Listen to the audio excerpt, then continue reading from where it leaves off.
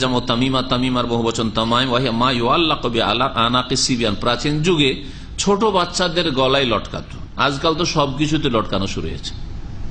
1400 বছর আগে জাহিলিয়াতের যুগে কি করতো? ছোট বাচ্চাদের গলায় লটকাতো। কিসের জন্য? বদনজর থেকে বাঁচানোর জন্য আর জিন থেকে বাঁচানোর জন্য। আর আজকাল ছোট বড়, পুরুষ নারী, মানুষ ছাড়া গাড়ি বাড়ি, গাছে, জমিতে, দোকানে, সবকিছুতে লটকানো হয়।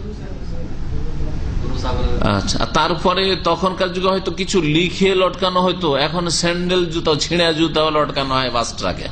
জি, অ্যাক্সিডেন্ট হবে না, ছিঁড়া জুতা লটকে রেখেছে।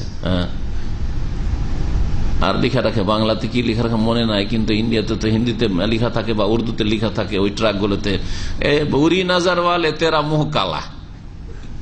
এই বৈধ নজর আল্লাহ, তোর মুখ কালা হোক, খবরদার নজর লাগাবি না তুই। জুতা স্যান্ডেল লটকা আছে, এগুলো শিরকও পড়িয়ে গেল। আশ্রয় চাইছে ওই ছিঁড়া জুতার কাছে।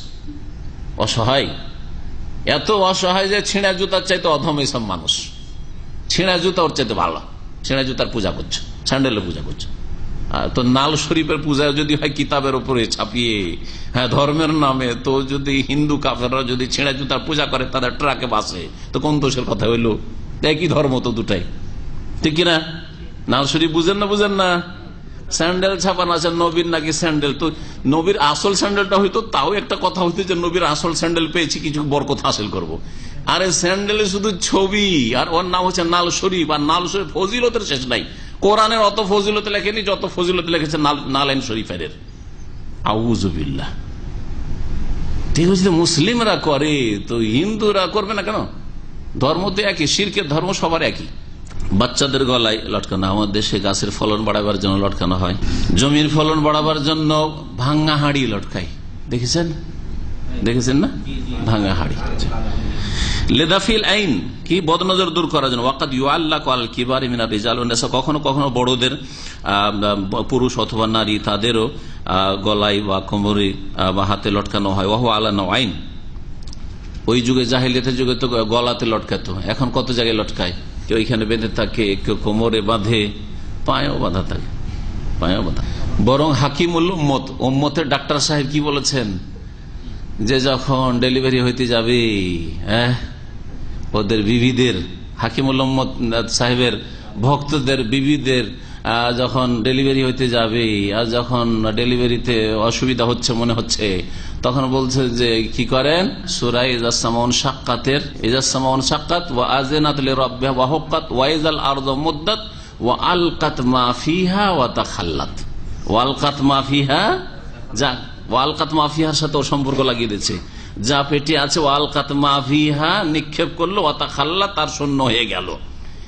কোথায় কিয়ামতের কথা আল্লাহ বয়ান করছেন, আর কোথায় পেটের বাচ্চার কথাতে লাগিয়ে দিয়ে বলছে এর তাবিজটা করে, তাবিজটা করে কি আছে আমালে কোরআনী আশরাফ আলী থানভী সাহেবের। জি জি, জানেন না? জানেন না? হাকিমুল উম্মত, জি, যার নাম নাই না, আমি তো বেয়াদবি করলাম নামটা নিয়ে। তো তার কিতাবে আছে যে কি করবে ওটাকে, তাও কোথায় বাঁধতে হবে? ওই মহিলার গর্ভধারণকারিনী যে এখন বাচ্চা হব অবস্থা, কিন্তু বাচ্চা খালাস হচ্ছে না, রানে বেঁধে দিতে হবে। রানে বেঁধে দেবে। তারপর বলছে যখন বাচ্চা হয়ে যাবে তাড়াতাড়ি খুলে ফেলবে, তাড়াতাড়ি খুলে ফেলবে, কারণ তাড়াতাড়ি খুলে না ফেললে হতে পারে নাড়ি মুড়ি সব বেরিয়ে যাবে।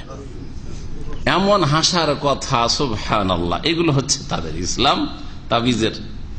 আর আমাদের হাকিমুল উম্মতের 400-র বেশি কিতাব আছে। আর ওই 400 বেশি কিতাবই যদি থাকে আর এই সবই যদি ভরা থাকে, তো এগুলি তো উম্মতে মুসলিম আর কি হেদায়েত হবে, গোমরাহ হয়ে যাবে।